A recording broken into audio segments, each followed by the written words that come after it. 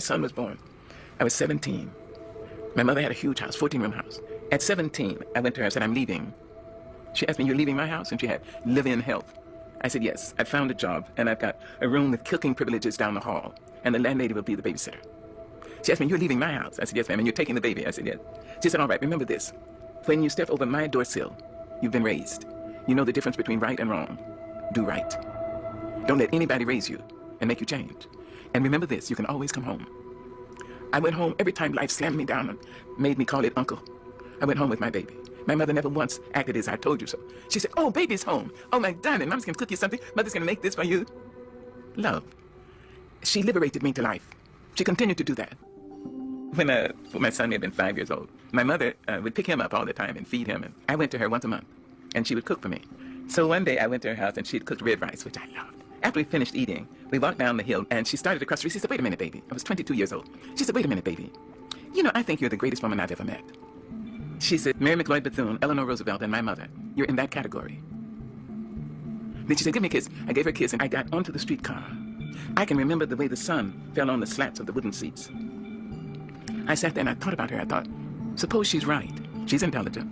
And she says she's too mean to lie. So suppose I am going to be somebody. She released me. She freed me to say I may have something in me that would be of value. Maybe not just to me. See? That's love. When she was in her final sickness, I went out to San Francisco. The doctor said she had three weeks to live. I asked her, would you come to North Carolina? She said yes. She had emphysema and lung cancer. I brought her to my home. She lived for a year and a half. And when she was finally, in extremis, she was on oxygen, fighting cancer for her life. And I remembered her liberating me. And I said, I hope I'll be able to liberate her. She deserved that from me. She deserved a great daughter, and she got one. So in her last days, I said, now, I understand that some people need permission to go. As I understand it, you may have done what God put you here to do. You were a great worker. You must have been a great lover, because a lot of men, and if I'm not wrong, maybe a couple of women, risk their lives to love you. You were a piss-poor mother of small children, but you were a great mother of young adults. And if you need permission to go, I liberate you. I went back to my house, and something said, go back. I was in my pajamas. I jumped in my car and ran, and the nurse said, she's just gone.